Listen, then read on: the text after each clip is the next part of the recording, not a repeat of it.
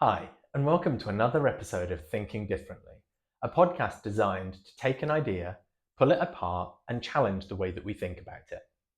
I'm your host, Andy Franklin, and I'll be your guide through this sometimes wandering journey of exploration, which will hopefully leave you with more questions than answers and a lot to think about. Hello, and welcome to the first real episode of this podcast. For the first episode, I would like to talk about outsourcing our thinking. So this means defaulting to other places or people to do our thinking for us rather than working it out for ourselves first and then going to validate our ideas. So why I think this matters is because I think it takes us further away from being able to understand ourselves. And over time, that erodes our sense of self, our sense of confidence in our own ability to work out what we want and don't want. And it potentially leaves us lacking purpose and direction and the ability to know how to move forwards in life. So, hopefully, by the end of this episode, I will have highlighted some of the default patterns that I think we all fall into, listed out some of the pros and cons of getting external influences involved, and potentially suggested some alternatives as well. As with all of these podcasts, all of the opinions are my own, and I cannot guarantee that my opinions will not change over time because I hope that I will always have a growth mindset and that if I find a new piece of evidence to the contrary of what I am currently saying, that I will change my mind for the better. I also am not trying at any point during this podcast to give you the answers for you. I just want to play with the ideas and potentially create a starter question that can turn into a catalyst for you to be able to start your own exploration of this topic. So, where did this idea come from? I realized that for me, anytime I want to know something or I have a thought about something, the first thing I do is grab my phone and I go and try and validate that idea by watching a YouTube video or finding a blog where someone's already talking about it. I instantly want that validation from another source, from friends, from the internet, from somewhere else to validate the way that I'm thinking. And I think for me, I do that before I've had the chance to really digest and process how I feel about something before I've gone and looked for the external validation. And I think that creates for me a feeling that, or a default pattern that means I don't trust my own feelings about something until somebody else has validated them. I think society does this to us as well. We are told that there is a specific way of knowing a thing. There is a right and a wrong answer.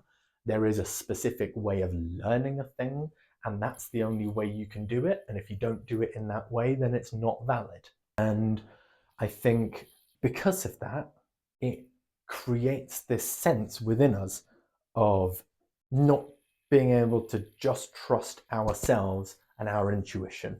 I think it could also be potentially about avoiding difficult emotions. So, failure and shame around being wrong or having the wrong answer or thinking the wrong thing compared to the group.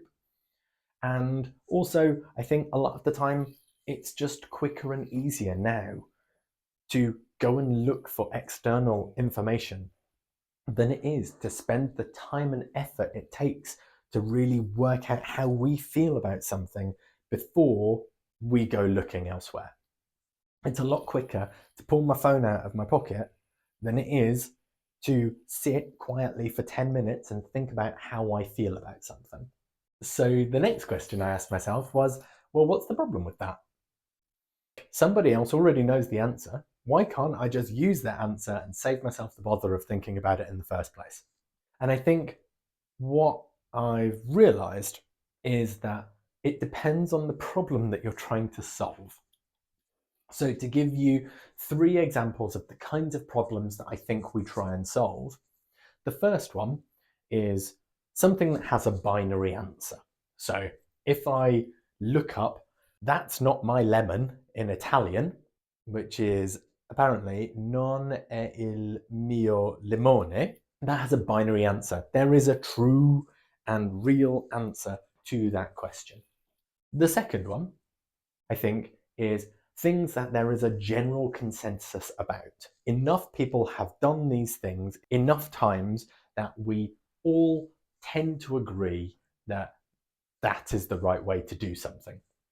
So, for example, if I looked up how much butter do you put in a cake, then most people would agree, although there will be variations.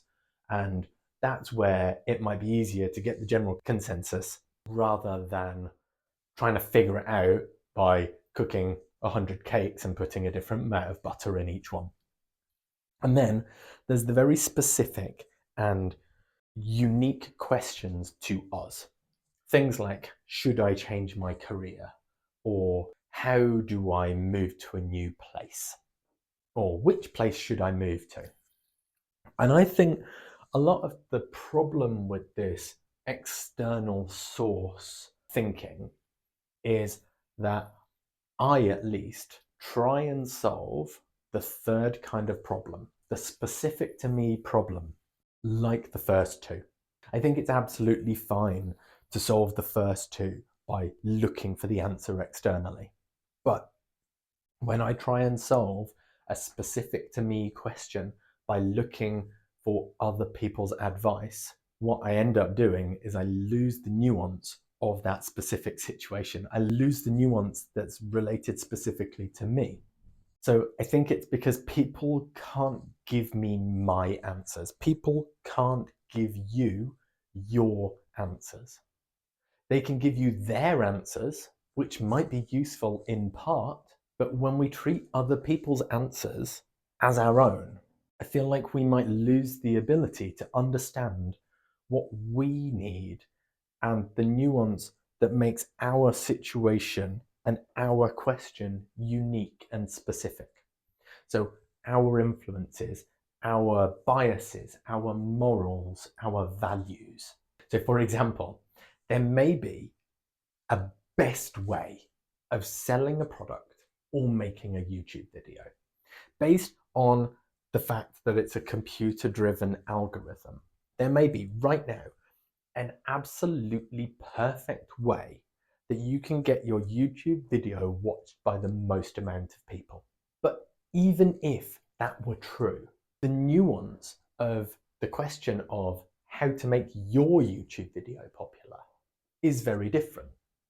Because you might do all of the things on this special list of how to make you the most successful YouTuber in the world, but if you feel like a fraud while you're doing it, if you feel like a scam artist because the way that they're telling you to manipulate the audience doesn't sit well with you and your morals, if you feel like you're deliberately tricking people into following you or watching your content through clickbait and things like that, and that doesn't sit well with your moral compass, then you're never going to be able to stick to that as a long-term goal because you're going to feel rubbish about doing it while you're doing it.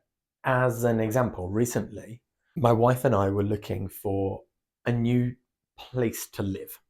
We were thinking that we wanted to move away from the city a little bit more into the country. And so the first thing we did was we started looking for other people's advice on the subject. We looked at reviews of different areas. We looked at what you should look for in an area. We looked at what other people thought about country living or what people thought about schools in certain areas. And we were constantly scraping all of this external information together. But what that doesn't include is our specific view on the world, our specific needs, and the things that we place higher value on, the things that we think are more important. Not all areas are equal in that regard. Not all schools are equal in that regard. For us, particularly, we care about the emotional intelligence of our children. And that means that it's not just academic records that matter for us when we're looking at schools. It's also how they support their emotional needs and their emotional well-being. And then we get into why people don't like an area. And then, again, what you're getting is a very specific view on a place from a specific point of view that we're trying to aggregate and we're trying to bring together as a collective opinion. So, for example, someone might not like moving to an area because they don't like the accent of the people, whereas we might not notice that at all. Or they might think it's too far away from a town, but we might not care about how close it is to a town because we don't use a town that much anyway. I think one of the things comes down to averages versus specifics. And the challenge to these very specific to us questions is when we look at external views, we end up looking at the overall average of how people feel about something. And we compare external views, external things that people have said, against our internal view of a particular thing. As another example of this, reviews for me are a minefield of irritation, because what you end up looking at, and even I, when I'm looking on Amazon, automatically click only show me things that have 4 stars and over. But all reviews are not equal. People write things like, I gave this to my grandson yesterday as a present. He hasn't opened it yet, but he seemed really impressed. That, for me, is not a valid review. People say 5 stars because the delivery driver was really nice. That, to me, is not a valid product review about the thing that I'm looking to buy. So not all reviews are made equal. And although averages are beneficial, they give us clues towards the overall rating of a thing, it can be difficult not to let those things influence our judgment when actually the specifics of the thing are more nuanced. I think there are truly questions that only can be answered by ourselves. And then there's people. So you go and look for external validation or external opinions from people. But they will only be able to give you their opinion. And their opinion will be based on their experience and not yours. And depending on how aware of their own biases they are, they may even try and influence you based on what it would be like for them and not what it would be like for you. With the best will in the world and the best intentions in the world, if they're not aware of their own biases, that can still come up. So I think the reliability of the sources of the information that we're getting also needs to be questioned. I am also struck by the fact that the internet experts, and again, using YouTube as an example, the people who say, make 100 grand every month using AI to generate content, I honestly believe that if they were really making 100 grand a month, they would not be telling you their secrets, because then there would be less of the 100 grand for them. So realistically, these people are using YouTube as a scheme to tell you that they can do something which they're probably not doing anyway, because it's YouTube and making the videos about making the things that are making them rich and not the actual process itself. And then I think also AI, I think that plays a part at the moment too. So I've noticed that Google search is now aggregating all of the information to give you a Gemini overview of a subject. So when you go and search for something, it will tell you what it thinks about it based on all of the information that it's looked at, rather than even offering you specific different opinions, which at least have the benefit of showing you that there are specific different opinions. Now, I'm not saying that AI or consolidation tools are a bad thing. I think they just move us even more from a nuanced and specific view towards a generic and middle ground about something, that the norm, the way that everybody else thinks, therefore the way that you should think about something. And I think that can potentially be really dangerous. Now, on the opposite side of AI, I think there is potentially a bonus here of being able to ask very specific questions in a way that you wouldn't if you were just reading a blog post or watching a YouTube video where the content is already created and you're just ingesting it. You could talk to AI now and ask them very specific questions, give them all of the detail about your particular situation in order to get to a much more nuanced view based on an aggregate of opinions. I guess potentially, though, the issue with that would be that it would probably take you about 2 hours writing all of those questions, writing all of that information down to plug into the AI model in order for it to give you a more specific answer. And by then, you'd have probably been able to sit quietly and do the same introspection yourself to get to an answer without necessarily having AI to help you. Now, there is potentially another way or another thing with AI where it might be able to generate some more interesting questions. So there might be a way of using it as a hybrid where you give it some information and then it can ask you some relevant questions that you might not be able to ask yourself to understand more about how you feel about that thing. I guess it depends how good we are at introspection in the first place. I think there's probably some more exploring that I need to do in that area, specifically with AI, on whether or not I feel like it's helping or hindering when I'm trying to get to an answer that feels right for me. So I think that's probably enough about that subject for today. I think for me, the best way of approaching this moving forwards might be to ask myself a question and then think through the question first. Do some journaling, do some meditation on that particular topic before I go searching for external advice. So at least when I do, I'm more clear for myself how I feel about the thing before I start asking for other influences. I think the other thing that I could potentially do is ask myself whether or not I am looking for a generic answer or a specific answer. Why am I looking for an answer to this question? And what do I hope to get from an external source? The other really interesting thing is that sometimes you just need a bit longer to think about a problem, or potentially even you need a little bit longer to not think about a problem.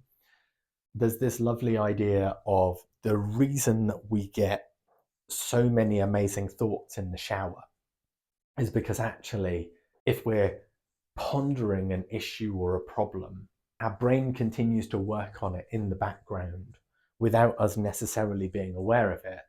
And so when we're in the shower and there's nothing else to think about and we let our minds go idle and we're in kind of an alpha brainwave state, that's when ideas pop up because they're ready to be seen. They've been kind of percolating in the background, which is a really nice idea and possibly takes a little bit of the pressure off always feeling like we have to know the answer straight away if we ask ourselves a question. So the other things that I might do in advance of looking at external sources could be just asking myself whether or not I'm ready for those outside voices. Do I feel solid and comfortable in how I feel about it already before I go looking for that external influence? And if I'm not, then why am I not ready yet? Have I not had enough time to process it? Have I not had enough time to think about that? The other thing I can definitely see being a benefit, for me at least, is asking myself why I want the answer. Am I looking for an easy fix? Am I looking for a quick win? Am I looking for emotional validation rather than doing the hard work of learning the skill, taking the time, thinking about it myself first. And that's going to be a really difficult one, but I think it might be really useful. Is it because I doubt myself and my ability to answer the question? Or is it that I'm just time poor and I want an answer quicker than I have the ability to give to finding the answer myself? So I think what I would probably leave you all with today is just the idea that the only person who can think like you, with your unique set of genetics and experiences and influences, is you.